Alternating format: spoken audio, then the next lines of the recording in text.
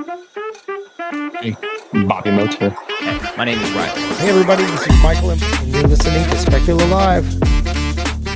Hey everybody, welcome back to the Speculo Live podcast. I hope everybody is coming back from an incredible Super Bowl weekend. This is going to be episode number 18, I think we're already at now, which is, I think they say the average podcast fails before number 30, so hopefully we'll be able to push through this.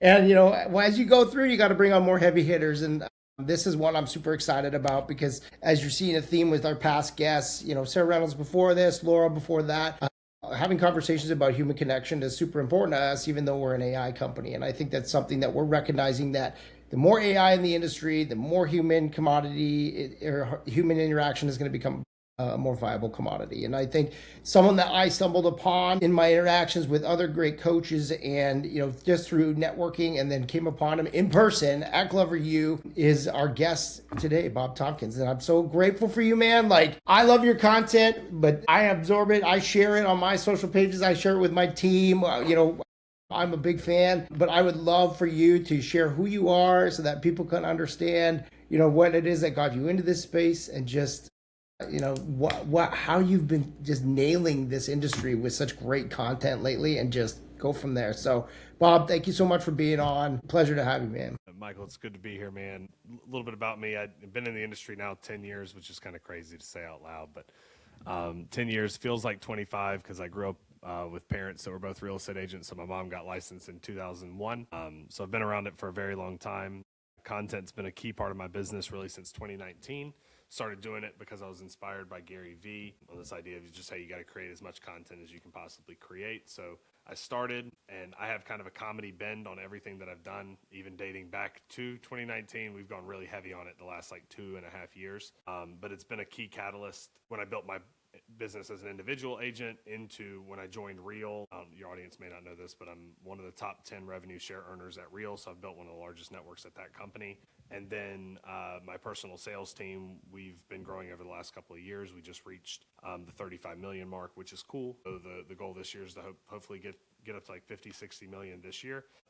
That being able to kind of be expressive and be kind of true to myself and the things that we enjoy doing. It's definitely a little off color, a little bit different than how most people approach the industry. But Yeah. I think that, you know, the industry kind of is missing that. There's not a lot of fun in real estate. It's for a long time been a very key type of industry where, you know, I mean, no, we met at a Glover event. I mean this in no way against Jeff Glover, but like the expectation within the industry is like, hey, you need to have a suit. And it's like, you know, I didn't get into this to be told to wear a suit. Like I got into this so people couldn't tell me what to do at work. So it's like, for me, it's like I wanted to be able to be expressive, be myself. And the content's been a key way for me to be able to do that. Yeah, so to touch on that is you're not just someone that's like, hey, wouldn't it be cool to work for myself? And by the way, I'm going to create YouTube videos. Like your production is legitimate volume. How many deals did you do last year? I think you were 40 some deals. No. As a team, we did 91. 91. Yeah, 91 for 35 million. 35 million. That's what it was. Yeah, so South Carolina, a little bit lower price or price per, you know, unit. We moved some units, man. I'm personally out of production to where I no longer sell. Actually, 2025 was the last year I sold a house. So the plan, we'll see if I stick to the plan. I tend to be a little impulsive at times. 2020 plan is that I will not sell a single house personally. Of course, we'll see how that actually ends up going because I may bend my rule a little bit. So take me through that journey. So you're getting into real estate and you're like, I need to get, you know, obviously a solid book of business, build my SOI, get my sphere moving. And, you know, I'm assuming you started with traditional routes. And then was it just that you were creating this video content, this great content, and people were literally coming to you and said, hey, I want to work with you because I saw you singing Old Town Road, but on YouTube? Or like, tell me about that. Yeah, so for people who don't know, the first big video that I ever had was called Old Town Realtor. We parodied Old Town Road. It got like 2 million-ish views, blew up, got shared into every real estate group around town. Funny story about that particular video, I actually got a referral the same day I posted it. So, like, the videos absolutely have helped on that respect. But I'll say, I got licensed in 2016. I did like a handful of like cell phone videos, just like, you know, where I'd talk to my friends or whatever, like, and post it onto my feed. A couple lives, whatever. Nothing special between 2016 and 2018. I really did build my business very much a traditional way, not through like cold calling or like expireds or FISBOs or anything like that. Again, I've been raised up around my mom watching her do this. And I'd say that my mom was the type of realtor that like built her business at church. So like she was the type that she got business because everybody knew who she was. And when she was at church, all she talked about was real estate. For me, that example when I came in was, if I want to be successful at this, I need to be around people and talking about real estate all the time. So I didn't launch my career in the same city that I was raised in. I didn't have my mom's book of business to kind of like prop me up or help me in any way. So I had been a bartender and had met a ton of people as a result of it and spent a lot of time at the time in the bar scene. So for me, I was like, I know there are people at bars. And particularly if I wanted to be around people that had money, I knew that there were craft beer bars that I could go be around people that had a little bit more money because they were willing to spend $8. More money on beer. Yeah, so I would really go hang out at these handful of craft beer bars and some like higher end like cocktail lounges for what my area has. And I just became like the regular that was always there, always talking about real estate. It probably wasn't the best like life strategy to just spend all my days in bars talking to people, but like it ended up being highly effective. And then I got myself around some really good people that helped me kind of capitalize on some online stuff because I was with Remax at the time, and Remax, you wouldn't get them a lot, but every now and again you get like a little online lead, and I was super responsive to those. I think it was probably made up for about 10 to 15% of my business early on. Right. And I just kind of embodied real estate all the time. And what happened to me is I got to the end of 2018. So I've been in the business a little over 2.5 years, and I started burning out. Like it was just being out and about and talking about real estate all the time really started to drive me nuts. Yeah. To the point that I even had a conversation with my wife where I was like, I don't know if I want to do this anymore. I can't keep up this cadence of things. And I kind of folded on this idea that I'd been listening to Gary Vee preach for, half a decade before I'd even gotten my real estate license, which was just, you need to create content and you need to be in front of people. Just create the content, be in front of people. People will reach out to you. Right. And I was like, you know what? I'm just going to give this a shot and just see, like, instead of having one-on-one conversations every day while I'm at the bar, let me see if I can have like one-to-many conversations online. So bought like $1,000 worth of video equipment, had no idea what to do with it, learned it on YouTube, started filming myself doing talking head stuff from my office at my house. Those videos were so bad. We started going to restaurants and doing these things that we called Foodie Fridays, me and my lender partner, where we'd review a different restaurant around town. And then my buddy that owned a craft beer shop, he lives right down the street from me now, Matt and I started doing a Beer of the Week segment where we would review a craft beer once a week. So it was promotional for his business. It was also promotional for me to be able to put my real estate business out there. And we started creating those pieces of content over and over again until April came, and then we ended up making the Old Town Realtor that we posted at the beginning of May of 2019. And that video in particular showed me that I didn't necessarily just have to do the local stuff or the stuff from my own office, that I could take a comedic approach to it, and people actually enjoyed that. And over the course of the next 2 years, from 2019 to 2021, the parody music videos and that more comedy style content actually led to building my business to where it was 35% inbound referral from other realtors. So I started marketing a lot to other agents because I was like, there's a gold mine of business here, especially living in the area of South Carolina that I do, that was very inbound, like a lot of people relocating from other cities and other states. So the more I could get that I was in the upstate of South Carolina out to a bunch of other people, a bunch of other agents, the more likely I was to be able to secure referrals that came into the state. So it ended up becoming a huge part of my business, and that's really where the video content started from. That's amazing. Yeah. So now obviously you've got your team, 90 deals. I think what's interesting to me is what percentage would you say comes from the virality of those videos or from that inbound source? And then what percentage comes from maybe traditional sources? Yeah. So we do about 40% of our closed business on the team from YouTube. So it's not the comedy type stuff. This is relocation based, moving here, like search driven. And then it's not as much because it is my personal brand, but I'd say it's somewhere between 12 and 18 deals per year. I'm not looking at the metrics right now, but it's somewhere. No.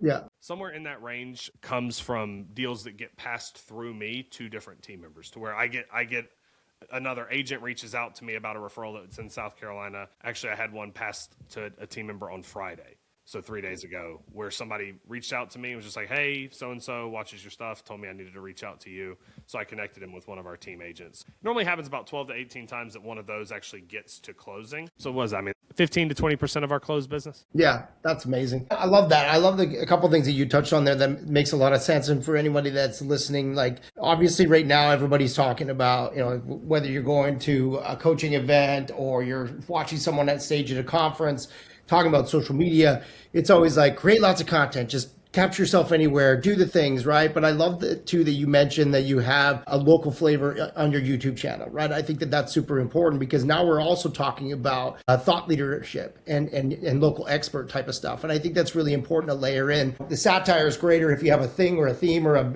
you're doing local, food Fridays or whatever, but it's also really important to have that layer of thought leadership that establishes you as a local expert, right? So you guys obviously still put a very large amount of your time into creating that consistency too. Yeah, I mean, I think it's super important because it's like you want to be able to point people, because let's say somebody reaches out to me and they're like, hey, why should we use you?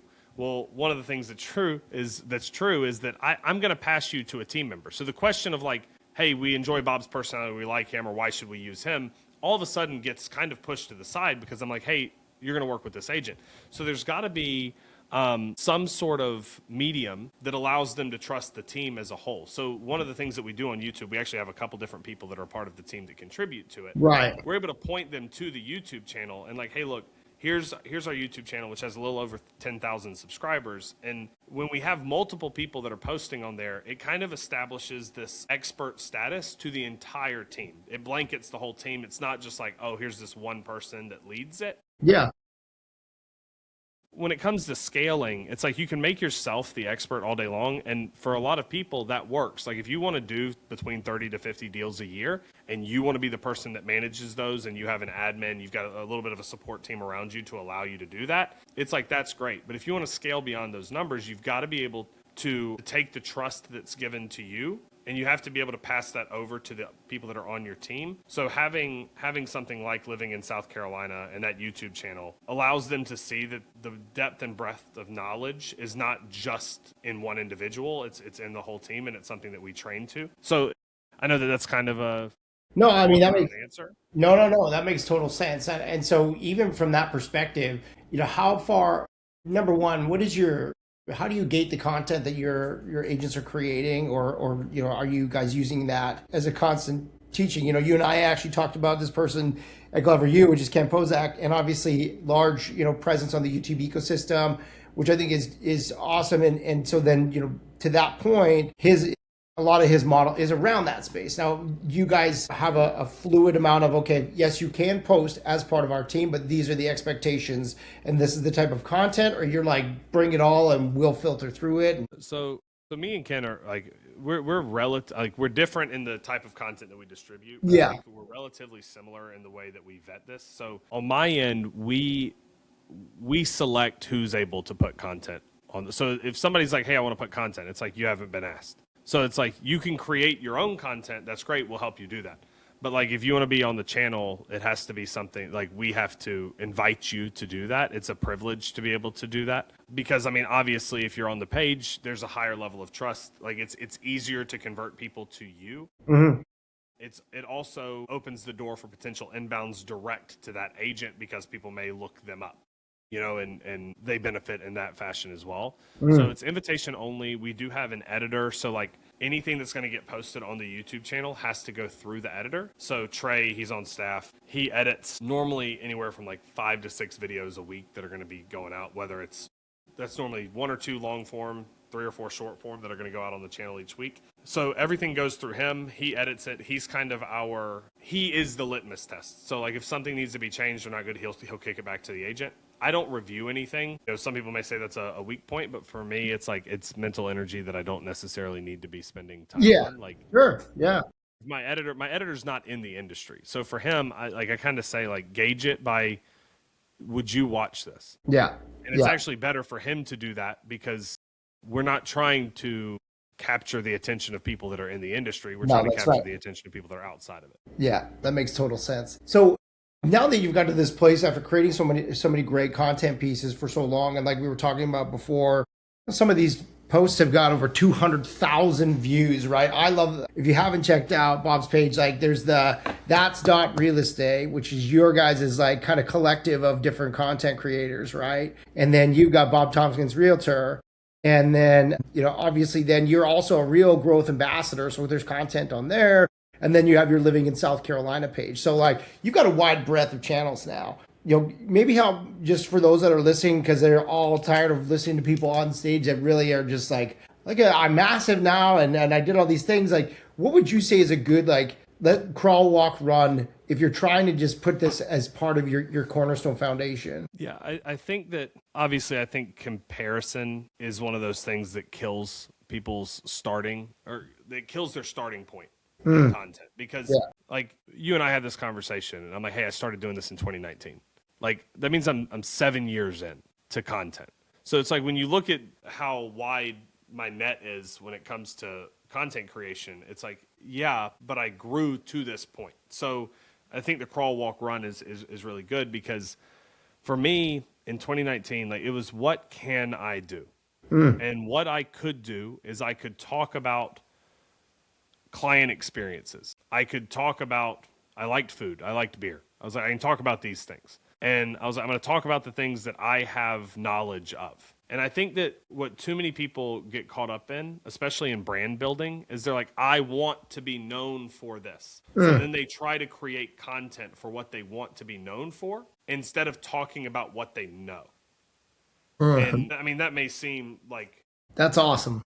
But it's a big difference. Like talking about what you want to be known for and talking about what you know are two very different things. If you are an expert in anything, and like I tell this to some of the moms that are agents on my team, it's like you're a mom to, like, I've got one agent on my team that's like a mom to a couple different kids. And she's been a mom of two for like 9 years. And I'm like, if you're going to make content about being a mom who is a realtor. Like, you know what it, like you are an expert in being a mom to these two kids. It was funny. I was actually talking to my coach this morning about, I'm building out my keynote for my new keynote for when I go speak. And I was telling him I threw out this. I know this comes to another point that you wanted to talk to me about. No, you're good. I went on a retreat last week, and on that retreat, it was built around public speaking and keynoting and that sort of thing. And at that keynote, I realized that the thing that I had been talking about, from stage, was marketing and real estate.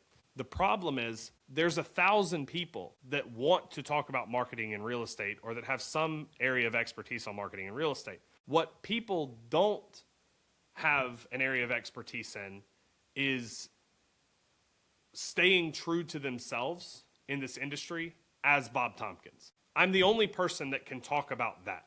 So if I get on stage, my keynote that we're reworking is how to stay true to oneself. Now, obviously, it's told through the perspective of me doing that over the course of my career, but nobody else can share that message. When we talk about marketing, 1,000 different people can share a version of a message around marketing. So the same thing goes when it comes to creating content for yourself. It's like, you can talk about the things you want to be known for, but there's 1,000 other people telling that story. It's what story is unique to you that nobody else can share. That's what makes you interesting online. It's the reason people would want to follow you. So like the reason the comedy sketches work is because it's me and TJ, my videographer. It's me and TJ's unique perspective on real estate. Obviously, it's told in a comedic way, but nobody else, people may share pieces of perspective, but they don't share the exact perspective, and they don't demonstrate it the same way we do, which makes us unique. So it's, what are you the best in the world at? And for a lot of people, like, being the best in the world at something is what they do every day, because nobody else has the same lived experiences or the same things. They don't do the same things that person does. So share your story, not necessarily what you want to be known for. And eventually you'll get to the place to where you can share the things that you want to be known for, because you've built the following based on the things that you know. Awesome. So I'm literally marking that time, man, because when we go to reproduce that, I want to capture that, because that was perfect. Like that, I think that's the thing to the greater concept of how do you grow, whether it be your buyer presentation, your listing presentation, how you're farming in your areas of preferred neighborhoods, whatever it is. Like, I think that is something that constantly gets pulled out, is that people are trying to be something that they're not. instead of doing, based on who they are and not, neglecting that. And I think that that's awesome that you just put that in there, because this medium, social media, YouTube, video content, blog posts, whatever, can get so fickle, and you can go down such dangerous, dark avenues and turn around and go, man, where did I lose myself? Right. And so it's great that you said that. And so let's talk about what you touched on there at the beginning. You just got back from being at, and I saw you post this content, and I got really excited about that. It actually, you went to that, and then I was going to get to talk to you after. So you went to this incredible event with Jesse Itzler. Now, I'm a big fan of Jesse, his big ass calendar, all the things. I think he's just an inspiring person. Obviously, power couple there, all the things, right? Tell me about that event, and why are you putting yourself in rooms like that? You're already a top performer. Why are you putting yourself in a room like that? Tell me about it. Yeah. So what's funny is this. I don't mean this as a any level of disrespect to people that I'm connected with in my life, but there comes a point to where I think this is a lesson that I've learned over the last year. Is when you get into situations where you find success, you find levels of achievement. There are a lot of people that are content with the level of achievement that they have reached, and they settle in. Actually, especially like when you get into rooms where people are earning high six figures, even into seven figures, a lot of people are content to stop there. That they're like, hey, look, like, especially if they get a voice in that group, or if they get some level of leadership. Yeah. And I noticed over the last year that I felt myself surrounded by a lot of people that were comfortable in the positions that they were in. And that doesn't necessarily mean that I was like, I want to go make more money. It's that I'm like, dude, I'm 32. I feel like there's a lot of levels to myself and growth potential, not necessarily from just an earnings standpoint, but on a personal growth standpoint, from an entrepreneurial standpoint, from a leadership standpoint, from being able to share a story standpoint, that I can get better at. Being around a lot of people that seem to just be okay with like honing in on a skill in our specific industry, which there's nothing wrong with, but it's like, it didn't fit me. And Jesse is one of those guys that, like, he's a serial entrepreneur. But if you look at the different things that he's done, it's like the dude started a private jet company. The dude started a coconut water company. The dude has started a running festival. The dude has started a calendar company. It's like he's all over the place. But the thing that's consistent about him, and it's the things that he has been interested in, and the things that he's like, these are the problems that I want to solve. These are the things that I love doing. And he's built this life around him that allows him to do the things that he loves every single day. So for me, I'm like, how can I get into a room around people that are building a life around them where they're doing the things that they love every single day? So Jesse actually sent out it was like the beginning of January. He sends out this email that he's doing these retreats all year long. He's doing 4 of them. And I saw it. I looked at my dad. Like, I was playing golf with my dad when I get the email. And I look at him. I said, I think I'm going to do this thing. And my dad's like, well, how much does it cost? And my dad's like, government job his whole life before he started helping my mom in real estate. He's like, well, how much does that cost? And I'm like, well, to do all 4 retreats is $45,000. And my dad's like, that's a lot of money. And I'm like, yeah, well, I mean, I think it'll be worth it. And I jumped on a call with the girl, Megan Riley, that runs the events for Jesse. Talked to her for about 20 minutes, got off the call and was like, you know what, this makes too much sense for me. Because the things that were being talked on were speaking, leadership, health and wellness. I own a gym, and then one that's kind of built for fun. So I was like, look, these all kind of line up with where I'm at in life and the things that I'm doing. So I dove right in, and that was the first of the 4 retreats. The next one's in April, so I'm excited about it. Wow, man. That's great. I mean, to your point of looking around and seeing who's around you and when you can level up. And I love that it shows that you're a genuine person, that you obviously want to preface before you make that statement of like, this is no offense to anybody that's around me. Like, it is just the things. But I love that you do that. I think that, you talked about Gary Vee, you mentioned Jesse, like, you mentioned that you have a coach. I think it's great to show that even though you're at a great place with your content, with your team, with your growth, like, you're still improving. You're reaching into different buckets, right? Like, and I bet your coach and Jesse are probably not even the same style. They're probably totally different, people in general, right? And so I think it's great. You have to have a multitude of different ingredients to make it all mix. And I think that's awesome. My coach, Yeah. James Hearn. So Yeah. James Hearn and Jesse Itzler are nowhere near alike in any sense. Not even close. But I love that you use James in that piece of content around the luxury Asian. Yeah. Yeah, it's funny, man. It's one of the things that's interesting to me is that I was very anti-coaching before I got into coaching. I'm a very contrarian type of human being. Like, I don't like being told what to do. I made that joke kind of at the beginning of this. It's why I got into real estate. Like, I got into real estate because I was tired of being told by a manager what to do when I was bartending, because it was like there were things that happened in my job that I'm like, I know the right thing to do. And my manager's like, I don't want you to do it that way. I want you to do it this way. And I'm like, that doesn't make any, like, I hated being told to do stuff that didn't make sense to me. So I was like, I'll just go get this because my mom's an independent contractor. She sells real estate. Nobody tells her what to do. Like, she might like have to go to her broker for help on some things, but like nobody tells her what to do. She can work the way she wants to work. And I got licensed at 23 years old. At 26, I was making, or 27, I was making $250,000 a year. And so at 27, I live in South Carolina, dude. You know what I mean? Like, people down here don't make money like that. So it's like at 27, making $250,000, I was very anti-coaching. I was like, nobody can tell me what to do. I built this on my own. Like, I was very arrogant. And from the moment I got into coaching, which was about 3 years ago, to today, it's like I've quadrupled my income. So my whole opinion on coaching flipped. It was like, dude, like, no, this has helped me see the gaps in my own business, see my own weak points, work on these things, implement the right systems where they need to be implemented. And honestly, like, I'm making 4 times as much money as I was when I was 27, and I'm working less. Yeah. So for me, I'm like, there's a key correlation that exists there. And so it's really kind of incentivized me to make further investments into myself, into my own growth and development, because, the better we can get, the more opportunities that we'll have. So, and those aren't, again, like, they're not necessarily opportunities to earn money. Like, they're opportunities to leave an impact and to, like, help somebody else. And I don't think we should discount the rooms that we get put in where we can also help another person grow their own business. Yeah. For me, it's like, I know sometimes people talk about legacy, but a lot of times it seems like a lot of people focus on legacy are just focused on like what amount of money am I giving to my kids when I die? And it's like, to me, like, that's not a legacy. Like, a legacy is what stories are being told about me at the dinner table 100 years from now. You know what I mean? And that stories don't get told about people that just pass down some money.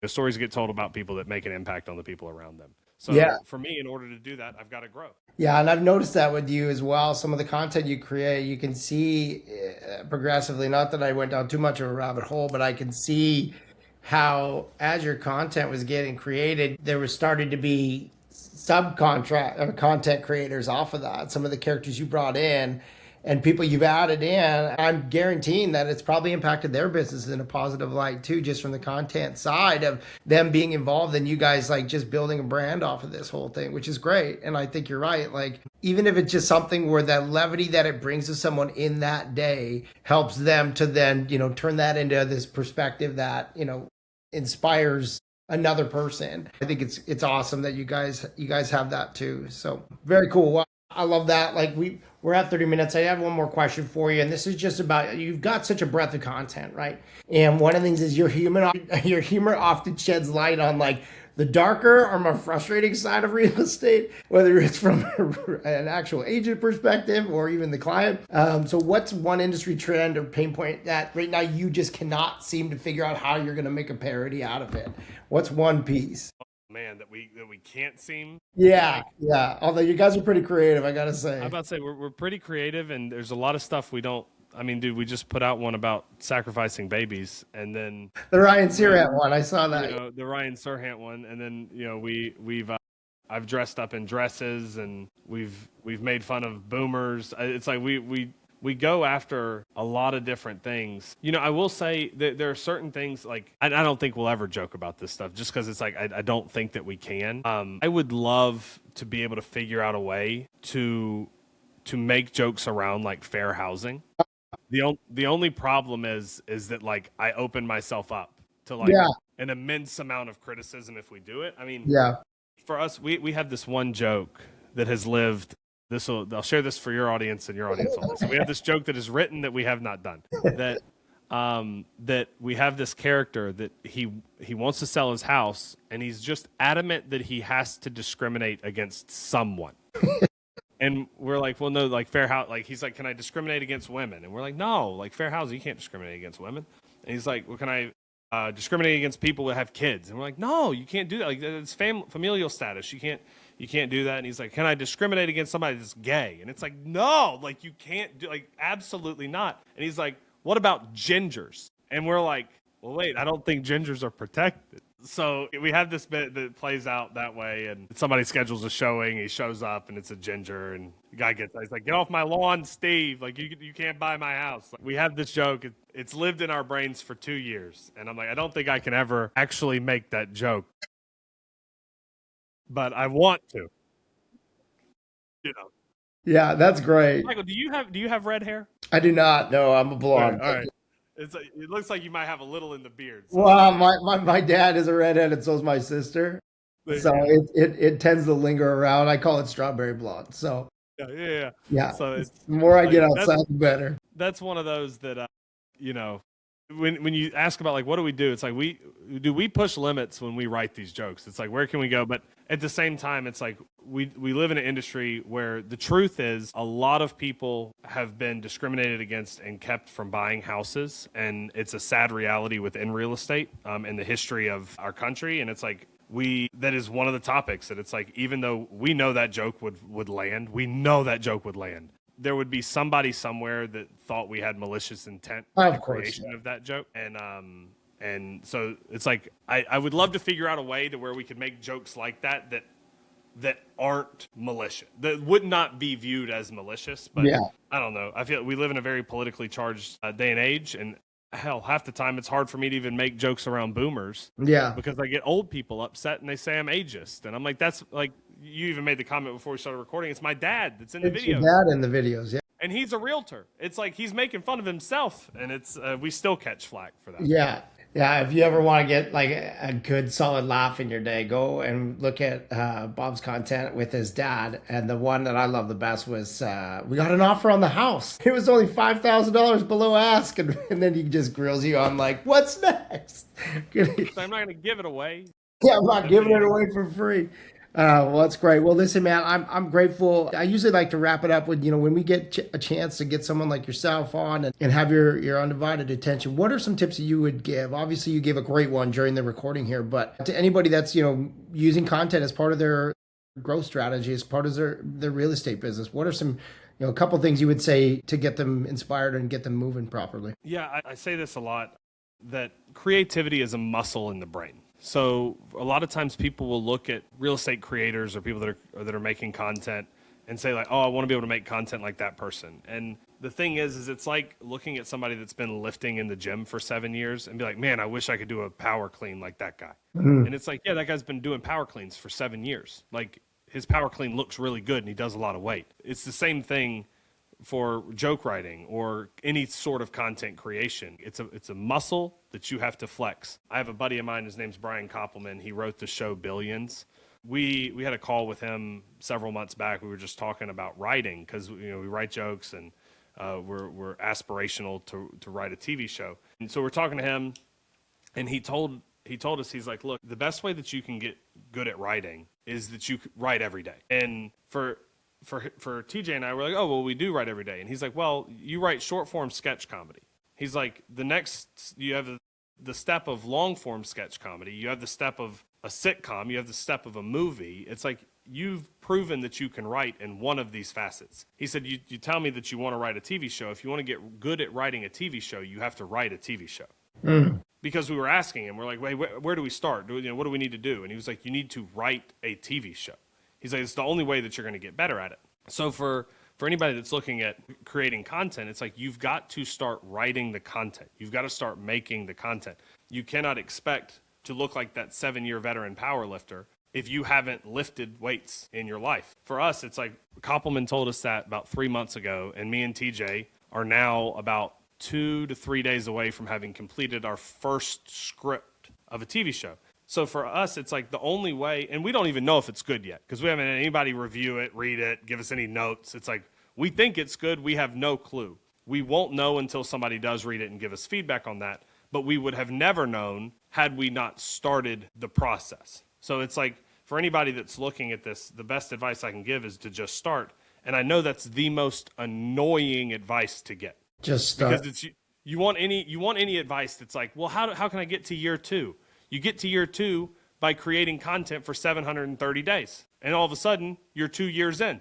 That's how you get to year 2 of creating content, is you create the content. So it's, even at the event that I was just at, Jesse Itzler, there's a guy there named Michael Smoke. He has a Instagram page called Higher Up Wellness. The dude's 2.5 years in, has this huge following. He's built this entire following on just talking head videos. All he does is he just shares his thoughts. And one of the things that struck me is he has become so good at orating what's in his head. But he's gotten so good at orating because he makes 3 videos a day, and he's been doing it for 2.5 years of him speaking. And if you speak to the camera 3 times a day for over 1,000 days, you're going to get really good at talking to the camera. So it's like, you just got to put the reps in. It's like, that's how people get better at anything. Yeah.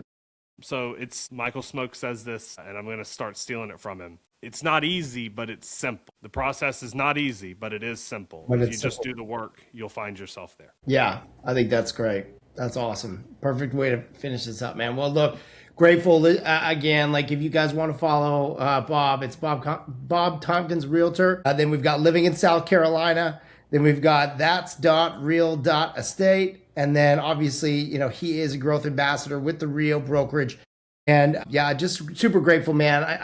I'm excited to see you, run into you at some of these events coming up here this year, and looking forward to the content you create. And always just wishing you nothing but the best. And your team, I hope it just crushes this year. And I hope that we get to see you on TV someday with a solid sitcom. So that'd be awesome. We'll see. Well, Michael, thank you so much. This has been a really a pleasure to be on this podcast. And I hope everybody that has watched this gets something out of it. Yeah.